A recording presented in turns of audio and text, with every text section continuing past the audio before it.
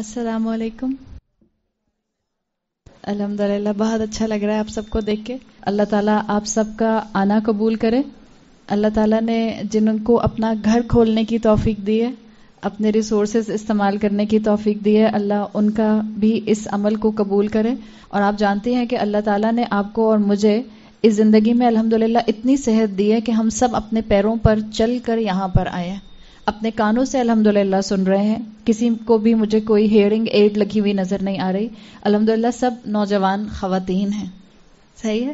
اب میں ہمیشہ اپنی کلاس میں بتاتی ہوں کہ نوجوان کی ڈیفینیشن کیا ہے. انڈر 60 سب نوجوان ہیں. صحیح ہے. اس لیے کہ الحمدللہ آج جس دور میں ہم رہتے ہیں وہاں پر آپ کو 40 سال کی خاتون بھی 40 سال کی تو نہیں لگتی، بہت کم عمر لگ رہی ہوتی ہیں. تو یہ اللہ کی رحمت ہے. اب آپ نے اس سے میکسیمم اس مرتبہ اللہ سے دعا کر کے، استخارہ کر کے، مشورہ کر کے ایک چیز یہ محسوس کی کہ الحمدللہ ہم سب لوگ قرآن کے ساتھ جڑے ہوئے ہیں. آپ میں سے جتنی بھی خواتین اور بچیاں یہاں بیٹھی ہیں، آپ میں مجھے امید ہے کہ آپ لوگوں نے یقیناً اس سے پہلے بھی قرآن سنا ہوگا، کسی آیت کو سمجھا ہوگا، قرآن کی کسی ڈیپتھ کو سمجھنے کی کوشش کی ہوگی. ہم نے اس دفعہ یہ سوچا کہ ہم قرآن کو ایک الگ اینگل سے ذرا اس رمضان میں دیکھیں، اور آپ اس میں اپنے لیے بھی دعا کریں کہ اللہ آپ کا جذبہ، موٹیویشن اور شوق قائم رکھے. اور میرے لیے بھی دعا کریں کہ اللہ مجھے کلیئرٹی آف سپیچ دے کہ جس مقصد کے لیے ہم نے اس پروگرام کو ڈیزائن کیا ہے، مقصد ہمارا الٹیمیٹ اللہ کی رضا ہے، لیکن اس سے پہلے چھوٹے چھوٹے مقاصد ہوتے ہیں نا. جیسے الٹیمیٹ ہمارا مقصد ہے آخرت میں اللہ کی رضا حاصل کر لینا، اس سے نیچے آئیں تھوڑا سا تو ایک ہمارا مقصد ہوتا ہے کہ ہمیں جنت الفردوس مل جائے. اس سے اور نیچے آئیں تو آپ کے اور بہت سے مقاصد زندگی کے ہوتے ہیں. ہم دنیا میں روزمرہ کام کر رہے ہوتے ہیں. مثال کے طور پر اپنے جسم کی پیاس بجھانے کے لیے ہم پانی پیتے ہیں. کیا پانی پینا بھی اللہ کی رضا کی خاطر ہو سکتا ہے یا نہیں ہو سکتا؟ The simple question. مثال کے طور پر آپ کی کوئی نان مسلم فرینڈ آپ سے پوچھتی ہے کہ کیا پانی پینا اللہ کی رضا کا کام ہو سکتا ہے؟ بالکل ہو سکتا ہے. جب اللہ تعالیٰ نے مومن کو صحت مند رہنے کے لیے تلقین کی ہے، جب اللہ نے مومن کے لیے صحت پسند کی ہے، آپ کی چھوٹی چھوٹی کوششیں جو آپ اپنی زندگی گزارنے کے لیے، سسٹینیبلٹی کے لیے کرتی ہیں، وہ بھی آپ کی عبادت بن سکتی ہیں. تو ہم اللہ سے دعا کریں گے کہ ہم جو آج کے دن سے انشاءاللہ یہ سفر شروع کر رہے ہیں، اس میں ہمارا جذبہ بھی قائم رہے، ہم اس سے اپنے عمل کے لیے کچھ نہ کچھ سیکھیں، اور کہنے والے کو بھی اللہ تعالیٰ حق بولنے کی توفیق عطا فرمائے، اور اللہ تعالیٰ کہنے والے کو کلیئرٹی آف سپیچ دے تاکہ جو وہ کہنا چاہ رہے وہ آپ کو سمجھ بھی آ جائے. اس لیے ہم نے ہمیشہ دیکھا ہے کہ اللہ کے رسول جو آئے وہ ہمارے لیے کوئی نہ کوئی فائدہ مند چیز لے کر آئے. آپ دیکھتی ہیں جب کسی لیکچر کو سٹارٹ کیا جاتا ہے تو موسیٰ علیہ السلام کی دعا پڑھی جاتی ہے. تو ہم بھی رسول اللہ صلی اللہ علیہ وسلم کے بتائے ہوئے طریقے کے مطابق آپ پر درود اور صلوات بھیجتے ہوئے اور موسیٰ علیہ السلام کی دعا پڑھتے ہوئے انشاءاللہ اپنی بات کو شروع کرتے ہیں. الحمدللہ رب العالمین والصلاة والسلام علی اشرف الانبیاء والمرسلین وعلی آلہ واصحابہ ومن سنتہ الی یوم الدین. اللہم اجعلنا منہم ومن الذین آمنوا وعملوا الصالحات وتواصوا بالحق وتواصوا بالصبر. آمین یا رب العالمین. ثم اما بعد فاعوذ باللہ من الشیطان الرجیم. بسم اللہ الرحمن الرحیم. رب اشرح لی صدری ویسر لی امری واحلل عقدۃ من لسانی یفقہوا قولی. اللہم ثبتنا عند الموت بلا الہ الا اللہ. اے ہمارے اللہ، ہمیں ہماری موت پر کلمہ لا الہ الا اللہ پر ثابت قدم رکھیے. آمین یا رب العالمین. اللہ تعالیٰ نے مجھے اور آپ کو جو قرآن دیا ہے، اس قرآن کے اللہ نے اتنے معجزات رکھے ہیں کہ ہم اس معجزات کو زندگی میں دیکھنا اور پڑھنا اور سمجھنا شروع کریں تو ہماری زندگی ختم ہو جائے گی، لیکن اس کے معجزات ختم نہیں ہوں گے. قرآن کے ساتھ کئی اینگل سے ریلیشن شپ بن سکتا ہے.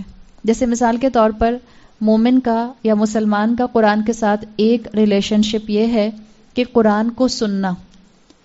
قرآن کا مزاج سننے والا ہے. آپ نے یہ اکثر محسوس کیا ہوگا کہ آپ ایک پارہ خود تلاوت کرتے ہیں، آپ ایک آیت خود تلاوت کرتے ہیں، آپ ایک سورت خود تلاوت کرتے ہیں. ایک اس کا اثر ہوتا ہے.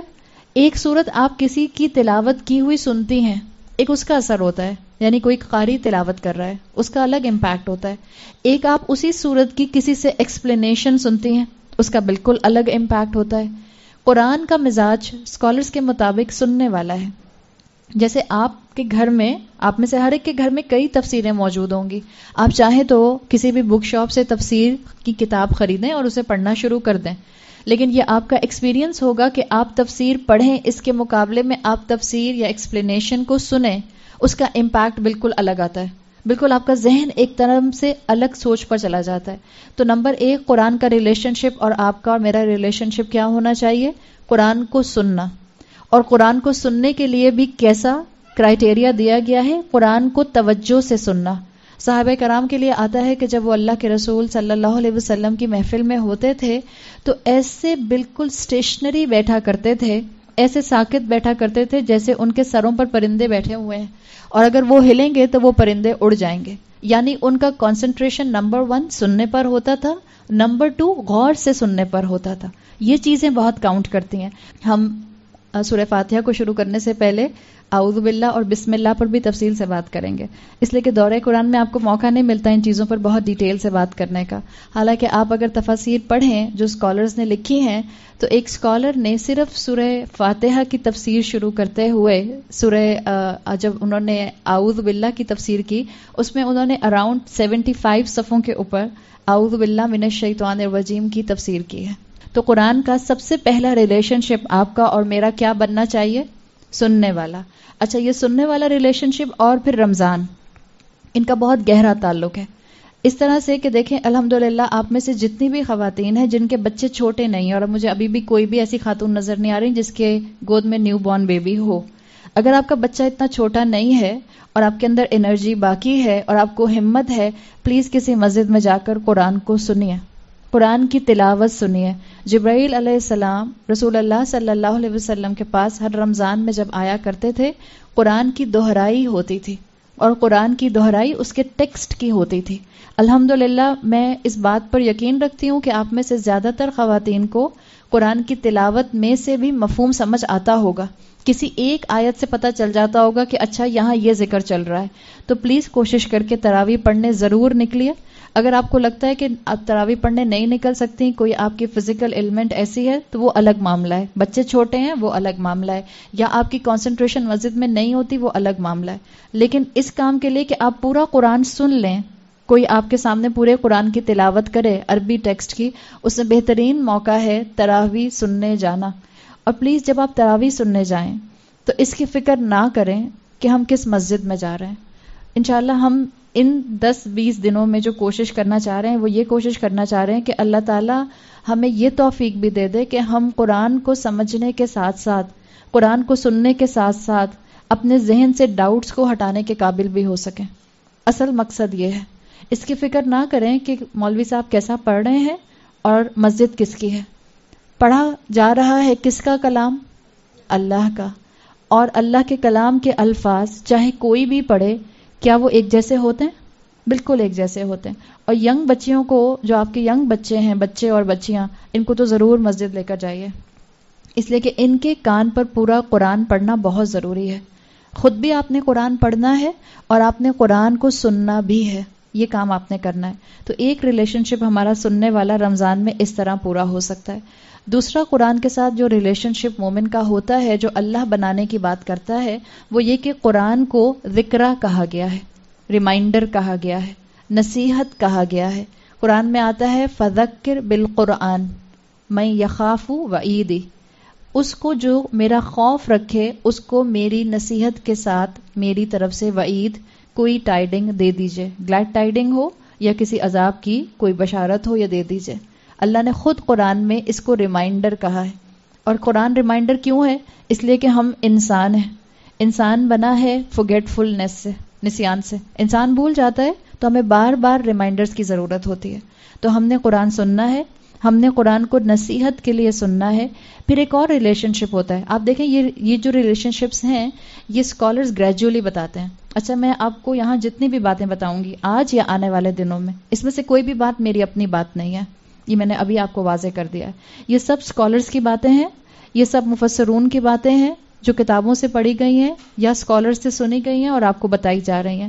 اتنی پاسبلٹی نہیں ہوتی کہ ہر مرتبہ جو جملہ کوٹ کیا جائے اس کے لیے آپ کو بتا دیا جائے کہ یہ فلاں تفسیر کا فلاں پیج پر فلاں مفسر کا بتایا ہوا جملہ ہے. لیکن ہیں سب وہی باتیں جو مفسرون نے بتائی ہیں.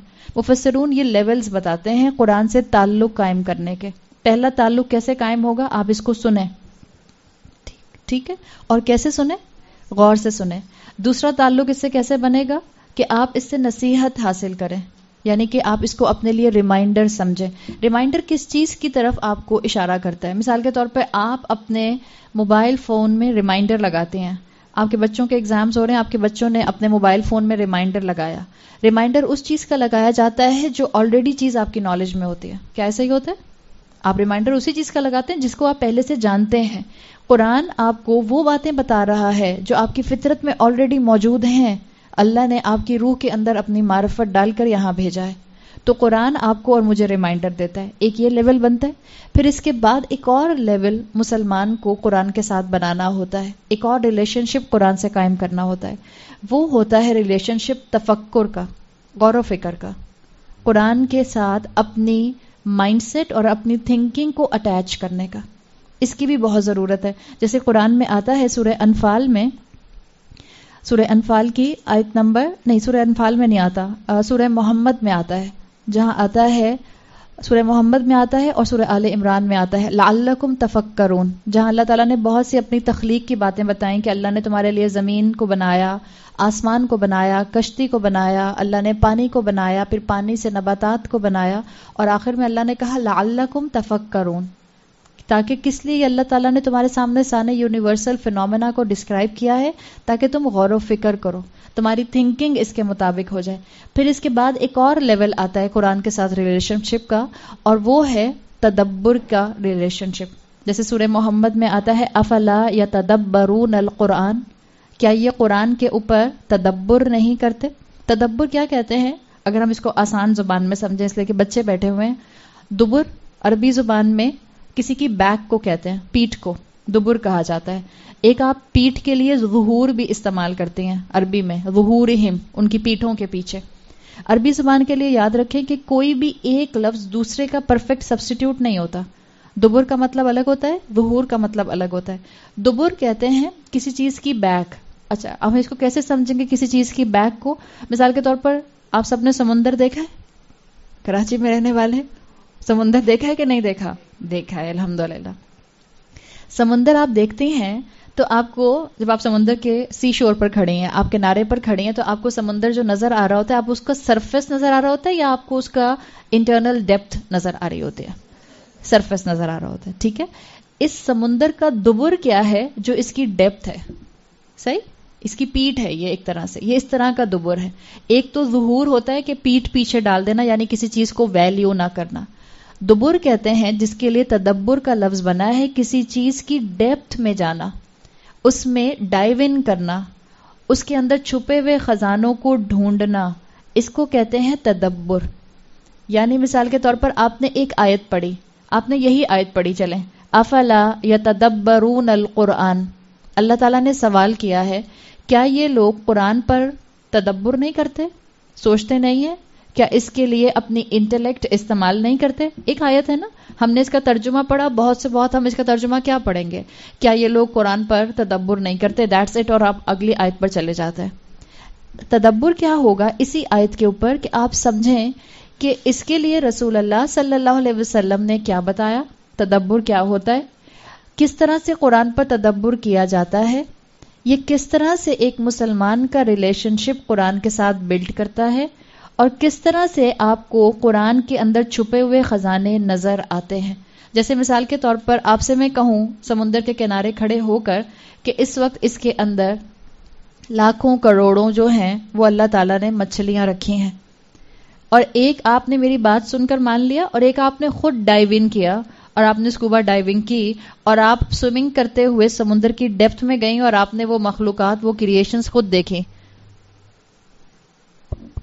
تو دونوں میں سے کس کیٹیگری میں آپ کو زیادہ سالڈ یقین اور ایویڈنس مل جائے گا, میرے کہنے سے یا خود دیکھنے سے؟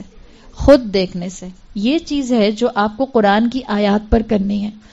اور جب ہم یہ کہتے ہیں کہ قرآن کی آیات پر تدبر کرنا ہے، جب ہم یہ کہتے ہیں کہ قرآن کی آیات پر تدبر کرنا ہے، تو اس کا مطلب یہ نہیں ہوتا کہ اب آج ہم نیا معنی اور نیا مفہوم جو ہے وہ ہم اس آیت کا نکالیں گے، کہ ہم کہیں گے اچھا اب میں خود فگر آؤٹ کرتی ہوں کہ افلا یتدبرون القرآن کے کیا معنی ہے. نہیں، یہ نہیں کرنا آپ نے اور میں نے. جو اسکالرز نے کام کیا ہے تدبر کا، ہم نے اس کو سمجھنے کی کوشش کرنی ہے کہ کس طرح سے تدبر جو ہے وہ کیا گیا ہے، تاکہ آپ اور میں قرآن کی خوبصورتی کو سمجھ سکیں. اچھا، تدبر کرنے کے لیے ایفرٹ ریکوائرڈ ہوتی ہے. مثال کے طور پر آپ کے سامنے قرآن کھلا ہوا ہو، اگر آپ کے سامنے قرآن کھلا ہوا ہو اور آپ ترجمہ پڑھ رہی ہوں، اس کے مقابلے میں اب جو میں آپ کو سمجھانے کی کوشش کر رہی ہوں، آپ یہ بتائیں دونوں میں سے کون سا طریقہ زیادہ آسان ہے، جو آپ کو زیادہ اپیل کرے گا؟ سننے والا زیادہ آسان ہے؟ الحمدللہ. ویسے مجھے خیال تھا آپ لوگ کہیں گے ترجمہ پڑھنے والا زیادہ آسان ہے. سننے سے زیادہ اثر آتا ہے. الحمدللہ، اللہ کرے کہ اللہ سننے سے ہمارے دلوں کو کھولے. لیکن یاد رکھیں، سننے کے لیے جو سب سے بڑی چیز ریکوائرڈ ہوتی ہے وہ آپ کی ایفرٹ ہوتی ہے. اس لیے کہ جب آپ کسی چیز پر کانسنٹریٹ کرنے کی کوشش کر رہے ہوتے ہیں، اور خاص طور پر جب آپ قرآن پر کانسنٹریٹ کرنے کی کوشش کر رہے ہوتے ہیں، تو ایک مخلوق موجود ہے اس کے مقابلے میں جو آپ کو ڈسٹریکٹ کرنے کی پوری کوشش کرتی ہے، اور وہ شیطانوں کی اور جن کی مخلوقات ہیں جو چاہتی ہیں کہ آپ کسی بھی طرح سے قرآن کے اندر کا مفہوم پہچان نہ سکیں.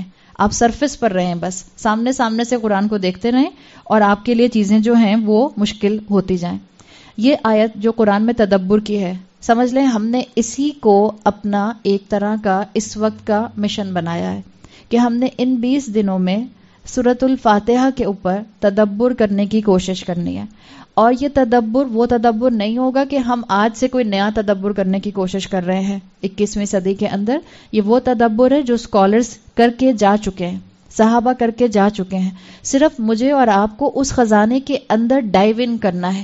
آپ نے اور میں نے اس خزانے کو تلاش کرنا ہے کہ کس طرح سے اسکالرز نے سورہ فاتحہ کو اتنی تفصیل سے بیان کیا ہے کہ سورہ فاتحہ کی آپ کو تفاسیر 5 والیومز کی ملتی ہیں. ہم تو سورہ فاتحہ کو سب سے زیادہ ڈیکوریٹو قرآن کے پیج پر دیکھتے ہیں، اور ہمیں پڑھنی بھی بہت اچھی آتی ہے، اور ہم 100 کلومیٹر پر آور کی سپیڈ سے پڑھ بھی جاتے ہیں. ہمارے لیے مشکل بھی کوئی نہیں ہوتی. تو ہم انشاءاللہ اس رمضان میں ان 20 دنوں کے پروگرام میں سورہ فاتحہ پر تدبر کریں گے، اور سورہ فاتحہ پر تدبر کرتے ہوئے ہر وہ ٹاپک جو اس کے اندر آتا ہے ہم اس پر غور و فکر کرنے کی بھی کوشش کریں گے. یہ جو آپ کا اس رمضان کا ایک مشن ہے، افلا یتدبرون القرآن، یہ اصل میں آپ اللہ ہی کی دی ہوئی دعوت کے اوپر عمل کر رہے ہیں. اللہ نے انویٹیشن دیا ہے کہ کیا تم قرآن پر غور و فکر نہیں کرتے، تدبر نہیں کرتے. قرآن میں 2 مرتبہ یہ ایگزیکٹ فریز آیا ہے. 2 مرتبہ یہ ایگزیکٹ فریز کیسے آیا ہے؟ یہ جو لفظ ہے نا، یہ جو آپ کو ایک جملہ ملتا ہے افلا یتدبرون القرآن، یہ 2 مرتبہ آیا ہے. اچھا، ہم کیا بات کر رہے تھے کہ اللہ کے رسول صلی اللہ علیہ وسلم چلتا پھرتا قرآن تھے. یعنی قرآن آپ کی زندگی میں صرف نالج کی حد تک نہیں تھا، صرف آپ کے دل میں حفظ کے طور پر نہیں تھا، آپ کے عمل میں نظر آتا تھا. اور یہ چیز کہ اللہ کے رسول صلی اللہ علیہ وسلم چلتا پھرتا قرآن تھے، کیا یہ صرف اللہ کے رسول تک ہی کنفائنڈ رہی یا آگے کی جنریشنز میں بھی فلٹر ڈاؤن ہوئی؟